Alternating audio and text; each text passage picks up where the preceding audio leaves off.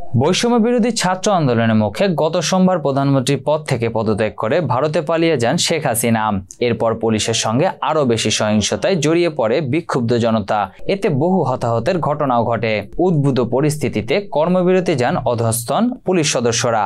হামলা হতে পারে এই ভয়ে পুলিশ সদস্যরা থানায় তালা মেরে পালিয়ে থাকায় বর্তমানে রাজধানী ঢাকা সহ দেশব্যাপী শুরু হয়েছে নৈরাজ্য, লুটপাট আর ডাকাতি। দুর্বৃত্ত ও ডাকাতরা যে যার মতো বাসাবাড়ি ও প্রতিষ্ঠানগুলোতে হামলা করছে, সাথে লুটপাট করে নিয়ে যাচ্ছে সবকিছু।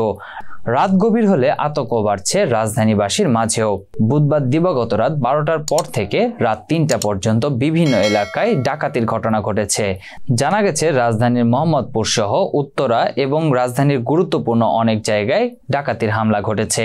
এসব ঘটনায় ঢাকা, নারায়ণগঞ্জ এবং রাজশাহী মিলে প্রায় 29 জনকে আটক করা হয়েছে বলে জানা গেছে। মিরপুর পল্লবী এলাকায় ডাকাতি করতে গিয়ে আটক হয়েছেন 17 জন।